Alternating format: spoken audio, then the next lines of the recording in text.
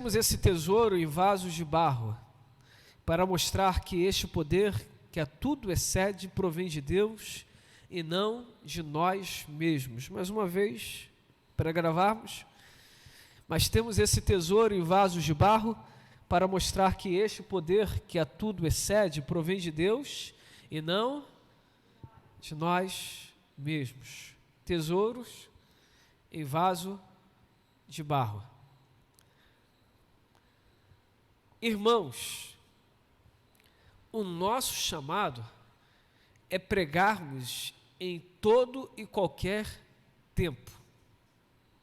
Seria dificílimo fazermos se achássemos que a pregação é apenas a arte de falar em público. Seria errado pensarmos que pregar em todo tempo seria em todo tempo interpretarmos as Escrituras, compreendermos o que elas estão dizendo e de uma forma expositiva explicássemos a cada um em todo tempo que se aproximam de nós. Seria errado. Ainda que pregar também seja isso. Seria errado acharmos que só há possibilidade de pregarmos o Evangelho em um tempo. Estaríamos muito errados mesmo. Porque por mais que casas de oração abram todos os dias como a nossa, ainda assim o tempo dentro do templo é curtíssimo. E certamente não alcançaríamos a quantidade de pessoas necessárias, ou que deveríamos anunciar o Evangelho da graça de Deus. Por isso, pregar não é só falar, pregar também é falar. Na verdade, creio, assim como os mentores que me ensinaram, que pregar é viver.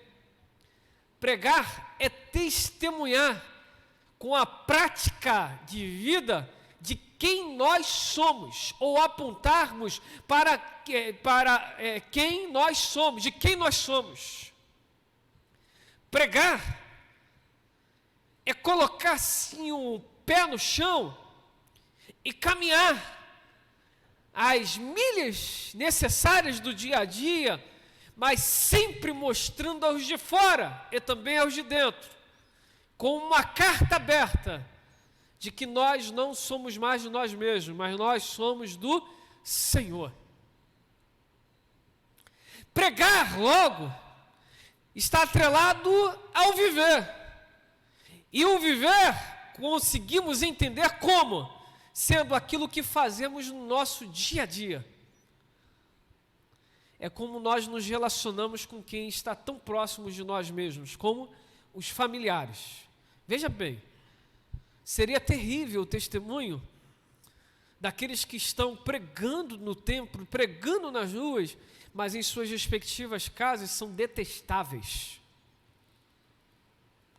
Seria terrível ouvirmos pessoas que têm um talento extraordinário de falarem coisas maravilhosas para os outros fora, mas que dentro de suas respectivas casas são verdadeiros brutas, ignorantes, maldizentes. Não pode ser assim.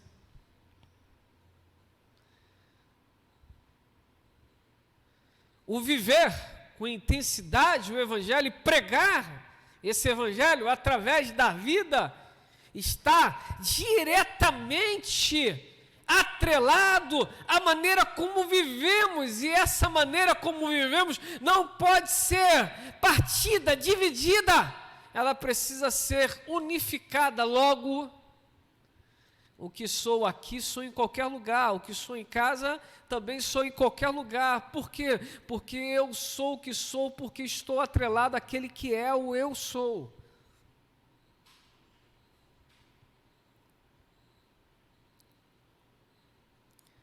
A maneira como nos relacionamos dentro de casa aponta muito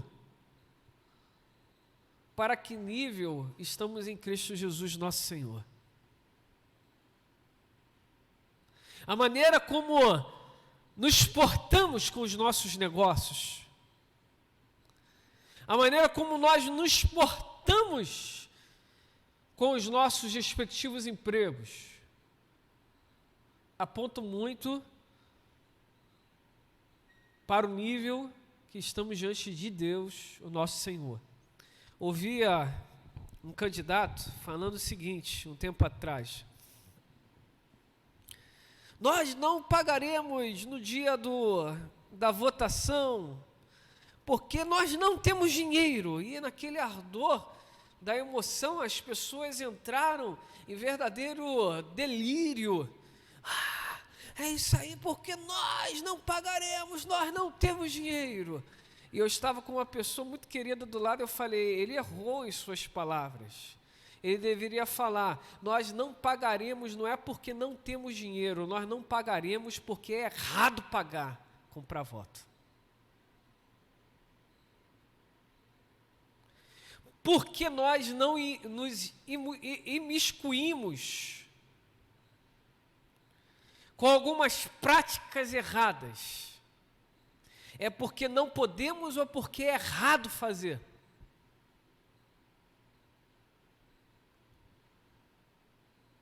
Porque nós não agimos de forma sorrateira como alguns, porque não podemos ou porque é errado fazer.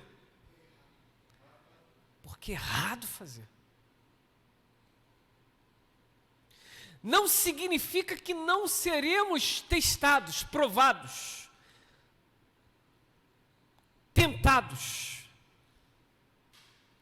Não significa dizer que talvez o nosso coração não venha a desejar, ou a nossa mente não venha construir um caminho dizendo que há só aquele caminho. Não significa isso, mas significa que, mesmo estando sendo provado, testado, tentado, mesmo o meu coração se inclinando para aquilo, e a minha mente construindo um ambiente, mostrando que só aquele caminho é o correto, eu me apego na palavra e digo, não.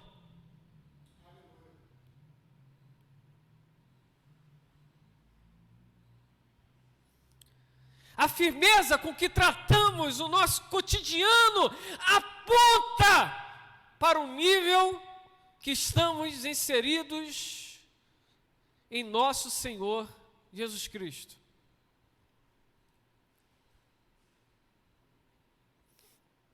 Mas só é possível pensarmos também dessa forma porque temos a graça de Deus em nós, através da presença do Espírito Santo, nosso Senhor. O Espírito Santo é Deus. Jesus é Deus. Deus é Deus. Dizemos então o seguinte: são três pessoas distintas e que seu amor estabeleceram todas as coisas, controlam e governam todas as coisas. Por isso, sendo um, Deus é um, mas ele se revela em três formas. O Pai, que criou e sustenta todas as coisas. O Filho, que restaurou e preparou o novo e vivo caminho e nos salvou. E o Espírito Santo, que nos ajuda em todo o tempo. Não são três deuses, é um Deus que se manifesta de forma diferente. Eu sou pai para meus filhos. Diego, eu sou pai para meus filhos. Eu me porto como um pai. Mas eu, Diego, também sou esposo para minha esposa. E eu me porto diante dela como um esposo. Mas eu também sou filho diante da minha mãe. Então, diante da minha mãe, eu me porto como um filho. Não são três Diegos, é um Diego que se porta comporta, se manifesta de forma diferente mediante a necessidade pontual. Por isso que nós oramos ao Pai, em nome do Filho, através do Espírito Santo. Antigamente, quando eu era mais novo, abre uma aspa, eu orava um pouquinho, era cronometrado. Agora eu vou orar ao Deus Pai. Deus, muito obrigado por esse dia. Aí depois eu orava, agora tem que orar para Jesus. Jesus, muito obrigado por esse momento tão especial. Aí eu pensava, não, o Espírito Santo vai ter ciúme. Então, Espírito Santo, como é bom estar diante de Deus. Eu orava desse jeito. Diante de Deus, naquela inocência, naquela pureza. E não há erro nisso. Falou bem, não há erro nisso. Mas por que orar daquele jeito? Porque eu não tinha conhecimento. Que na verdade os três são um. Eu falando ao Pai, eu estou falando aos três. Eu falando o nome do Filho, eu estou falando aos três. Reconhecendo que é o Espírito Santo que está em mim, que está me fazendo orar. Até quando eu não consigo orar. Eu estou assim orando aos três.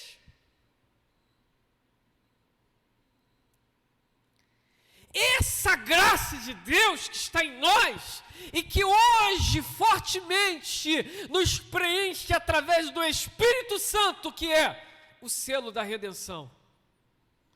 Ninguém chega, igual uma carta, eu vou enviar uma carta lá para Japão, para o Japão. Hoje é e-mail, mas vou botar o nome de carta. Eu sou uma carta para o Japão. Não vai chegar se não tiver o selo. Estão ligados nisso, né?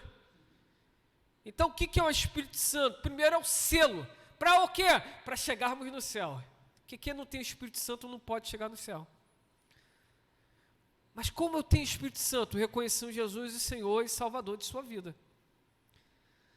No momento que você confessa que Ele é Senhor e Salvador de sua vida, primeiro o Espírito estava te influenciando na compreensão, no discernimento, o que é certo e errado. Ele vos convencerá do pecado, do juízo e da justiça. Lembrei certo? Lembrei certo.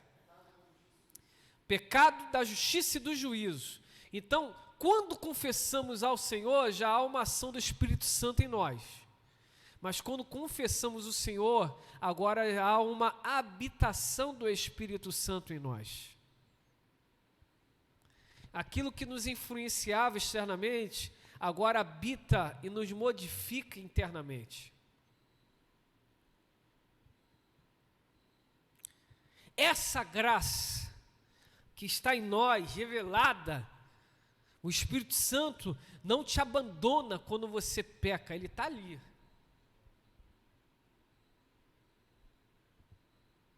O ponto é, ele está ali dizendo assim, não é para você fazer isso. Mas eu vou continuar na prática do pecado, eu quero. Aí a gente entra num ponto que é mais complicado.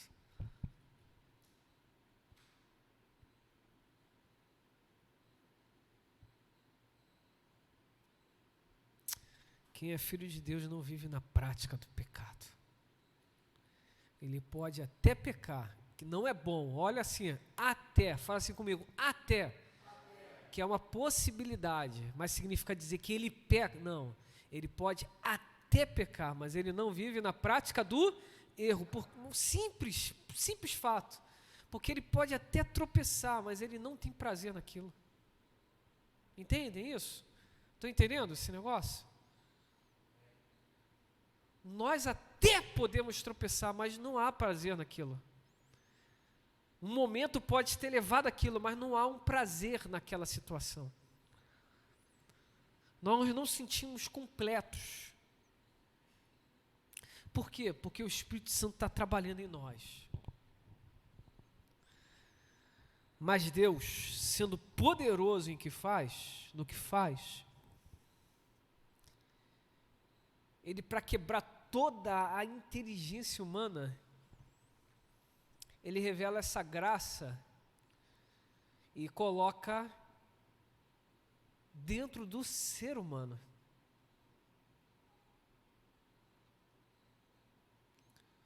vasos de barro, falhos, limitados, cheios de dificuldades, cheios de ziqueziras mentais, emocionais. Nós somos extremamente complexos. Mas o Senhor, no seu poder, mesmo sendo extremamente complexos, o Senhor olha para nós e diz: esse tesouro poderia estar em qualquer lugar, mas eu escolho colocar em vasos de barro. Olha para quem está ao teu lado e fala: é em você que está esse tesouro. E por que Paulo diz isso? Paulo diz isso, primeiro, para mostrar que a glória não está no vaso, mas está naquilo que está dentro do vaso. Paulo escreve isso primeiro para quebrar qualquer tipo de levantamento daqueles que se sentiam muita coisa, dizendo: eu sou hiper, super, mega, ultra saiyajin da espiritualidade. Eu sou o cara, não sinto, eu sou a tal, eu sou extremamente visionário. Eu olho, eu sento, eu vejo, eu tenho visões, eu estou calado e o Espírito está falando comigo. Tem tanta gente que ouve Deus toda hora que às vezes eu fico assim: Jesus, ter ciúme é errado, mas, meu Deus, elas ouvem muito o Senhor. Que Deus fala tanto com eles. Eu ouvi aqui agora, para, eu estou ouvindo Deus, estou ouvindo Deus, estou.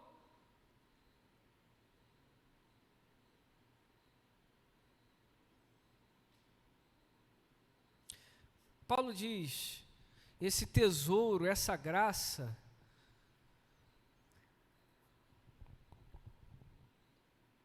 tem sim valor, mas Deus escolhe botar em vasos comuns, normais, e Paulo faz questão de lembrar, para que as pessoas não pudessem de forma alguma se envaidecer. Não tem aqueles que falam assim: a coisa só anda porque eu estou aqui fazendo? Não tem isso? Eu consigo, é igual a igreja, para ter esse culto aqui agora, veja bem, para ter esse culto aqui, eu tenho uma pessoa ali fora, né? A igreja tem uma pessoa ali fora olhando a entrada, recepcionando os irmãos. Teve uma pessoa aqui dentro para recolher dízimos, ofertas para orar. Teve uma pessoa que chegou mais cedo para abrir e foi votar, mas abriu tudo, deixou tudo aberto, ligou o ar-condicionado, deixou tudo direitinho. Teve uma pessoa que chegou aqui, ligou o som, outro que chegou e ficou no som, está controlando, estou aqui falando, por quê? Porque tem esse irmão abençoado que está ali, ajustando.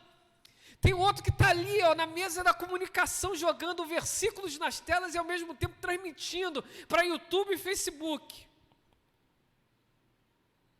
Tem pessoas que ao decorrer da semana vieram e limparam o templo, os telas, para chegarmos aqui, está tudo direitinho. Outro que encheu o batistério para o dia 22, olha, dia 22. Ainda nem chegou, mas já está ficando tudo pronto. Para quê? Para o batismo, pensando já lá na frente. Tem um que, como mais tarde, já está há 2 semanas elaborando o planejamento de como vai ser a celebração ao Senhor pela vida dos diáconos e diaconisas. Tem pessoas que durante a semana estão lá pensando como vão cuidar das crianças, dos alimentos das crianças. Entendem a complexidade que é o negócio? Mas tem gente que diz assim: eu posso tudo sozinho. Eu consigo. Eu sou aqueles que se pontuam o quê? A oportunidade precisa ser dada para aqueles que estão dentro. Por quê? Porque estou entendendo a visão e a missão, então segue. Mas quando nós entramos em guerras com quem está dentro, na verdade a gente não está vencendo, nós estamos enfraquecendo o corpo. Por isso que mesmo nas dificuldades de cada ministério, em vez de entrarmos botando o pé na porta e de sola, nós temos que entrar com muito cuidado. O pastor, eu estava vendo 2 vídeos de pastores, já citei aqui isso. Quando vai tratar a ovelha, ele vai lá com muito cuidado para dar, às vezes, a cajadada. Mas eu vi esses dias um vídeo em que a ovelha não teve o mesmo cuidado com o pastor e deu várias cabeçadas nele. Mas 2 erros estavam ali explícitos naquele local, naquele negócio. Primeiro, o pastor estava sem um cajado dele. Segundo, o pastor estava sem um cachorro que precisa direcionar as ovelhas. Sabiam que todo pastor precisa ter um cachorro bravo do lado dele? Quem sabia desse negócio? Por quê? Porque o pastor trata a ovelha com carinho e disciplina, mas quando a ovelha passa do limite, o cachorro vem e impõe autoridade. Fala, aqui não. Por isso que é o cachorro, o pastor fica chamando, mas é o cachorro que vai correndo o campo dizendo, vamos embora, vamos embora, vamos embora, vamos embora. São alguns detalhes importantes que a gente às vezes, aquele pastor do vídeo que tomou cabeçada faltou cajado, direção, liderança, visão. E faltou o cachorrinho, que às vezes, lembre-se de Davi. Davi era uma pessoa muito boa, mas Deus colocou 300 brabos do lado dele. Porque naquele momento, o que ele precisava era de 300 brabos. Ele não precisava de pessoas educadas, ele precisava de pessoas que eram cumpridoras de missões, de missão. Às vezes até sanguinárias. Numa igreja como a nossa, não dá para descartar ninguém. Ou a sonoplastia não está boa, deixa do jeito que está, que vai ficar boa, não vai? Não vai? Aleluia, vai. Comunicação vai ficar boa. E o ministério diaconal vai ficar bom, e o ministério pastoral vai ficar bom, e o ministério infantil vai ficar bom, e juventude, adolescente vai ficar bom. Por quê? Porque ninguém é insubstituível e ao mesmo tempo ninguém é descartável. Palavras como essa nos faz lembrar que não somos nós que fazemos a roda girar, é a união de todos que faz isso.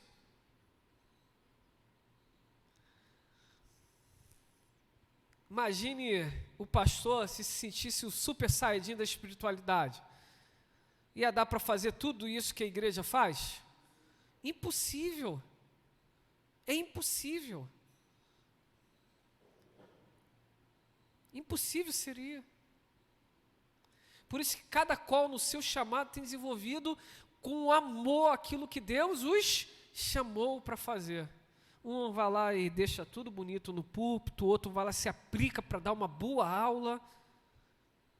Outros lá se encontram pela manhã para orar, interceder pela igreja e pelas pessoas. Outros fazem visitas. Outros já ficam mais ligados no operacional da igreja. Não, tem que pintar, tem que fazer, sabe? É tudo se encaixa. Primeiro, por isso que primeiro, esse tesouro foi colocado em vasos de barro para que nós não nos orgulhássemos demasiadamente, achando que somos muito bons.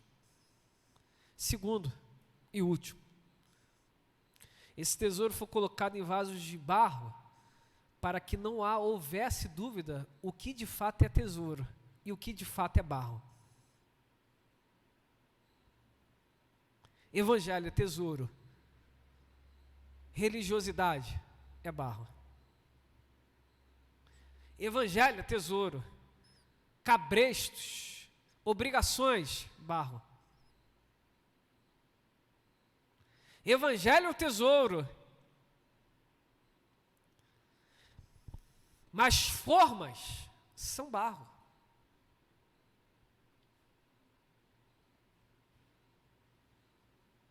Precisamos então entender o que muda o ser humano. É o tesouro.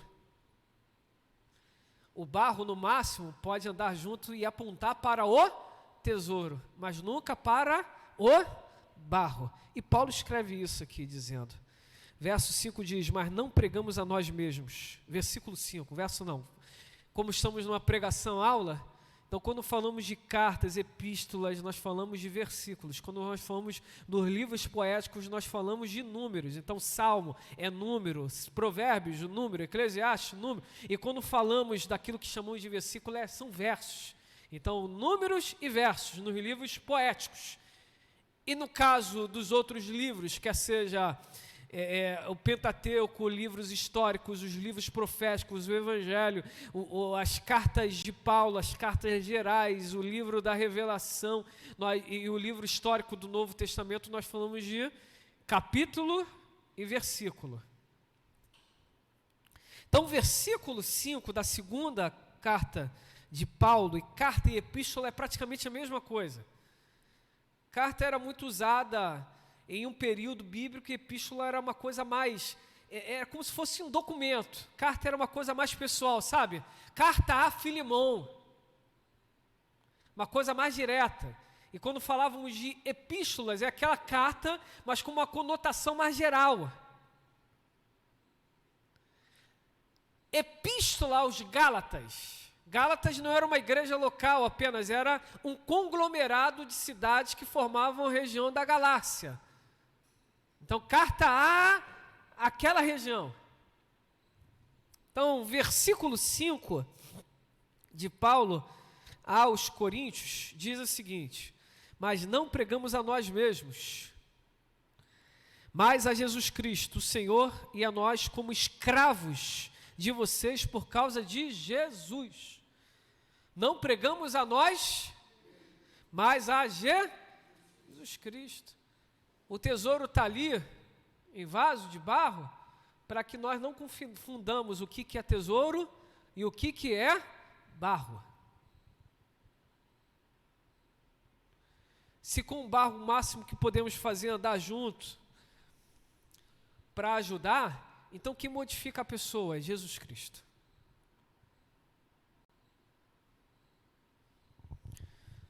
É igual fala assim, pastor, e aí, vestimentas, quais são as regras de vestimentas? A única coisa que eu defendo é que o púlpito, eu falo assim, temos que cuidar do púlpito, no sentido da exposição. Ande de forma coerente, tanto os homens quanto as moças. Mas por que então não estabelece uma regra de roupa? Porque não sou eu que modifico a pessoa contra esse pensamento, eu posso orientar. É igual quando falam para mim, procuram, falam, pastor, a tatuagem. Vira e mexe, eu tenho alguém que me procura. O que você acha? O que eu acho é isso, o que eu penso é isso. Mas eu posso proibir a pessoa de fazer? Não posso proibir. Mas elas com certeza vão ouvir a orientação dizendo, já pensou dessa forma? Não cabe ao pastor fazer determinadas coisas, mas cabe ao pastor sempre orientar. Mas a decisão sempre será da pessoa. E cada um pagará por sua decisão. Cada um.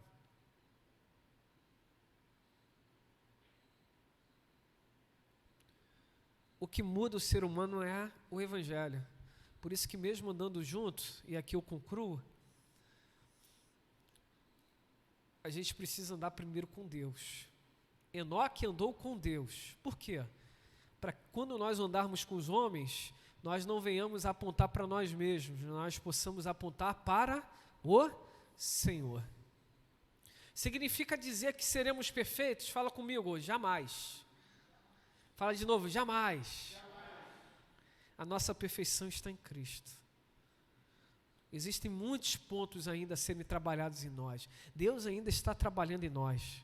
Mas nós não esperaremos terminar a obra para depois nós nos apresentarmos aos homens. Precisamos ser às vezes igual a Apolo, ouvirmos do Evangelho e nem sabermos o que é Espírito Santo, nem sabermos quem são os apóstolos e mesmo assim pregarmos só Jesus. Nem que lá na frente Paulo nos encontre e diga, ei Apolo, você não sabe o que é isso? Não, nunca ninguém me falou sobre. Então senta aqui e vai aprender agora. Mas veja bem, olha o pensamento de Apolo, eu recebi, é bom e eu quero repartir. Quem está entendendo esse negócio? Esse negócio de que, não, tem que preparar, tem que tomar cuidado, tem que tomar cuidado. Que cuidado? Cuidado é não pregar. Para pregar, vai para dentro. E aí, vai corrigindo depois.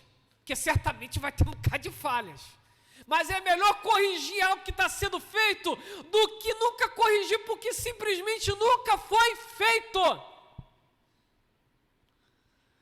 Por isso que precisamos inspirar pessoas a pregarem o Evangelho, do jeitinho delas. Tem pessoas que nunca vão pregar um sermão, mas são ótimas de sentarem e ouvirem os outros e as pessoas saírem depois e dizerem, eu consigo falar tudo que eu não consigo falar para outras pessoas, para você. Aí a pessoa inteligentemente fala, você consegue porque o que habita em mim é o Espírito do Senhor e pode habitar também em você. Entendem isso? Tem pessoas que nunca vão pregar sermões eloquentes, mas não significa dizer que elas não estão pregando. Na verdade, talvez elas preguem mais do que nós que assumamos o púlpito. Talvez elas preguem muito mais do que nós. Termino com o exemplo de uma irmãzinha que teve aqui na igreja, chamada irmã Marlete, não é Marlete mesmo. É Marlete ou Arlete? Mar. Ela saía, todo pastor, cadê os meus folhetos? Pastor, cadê os meus folhetos? E tinha que ter o folheto. E ela saía, ela fazia questão de ir para o Vilar a pé, e todo mundo que ela via na rua, adivinha o que ela fazia? Adivinha não, corrigindo, adivinhação do Senhor. Pense o que ela fazia. Entregava folhetim. E ela sabia pregar? Não. Mas qual era a forma dela, melhor, ela sabia pregar no púlpito? Não. Mas como era a forma de ela pregar? Mas depois que ela partiu, eu já ouvi de várias pessoas que ela era uma mãezona. Que quem precisava, ela acolhia. Pregue a tempo e a fora de tempo. Vamos terminar? Tesouro em vasos de barro.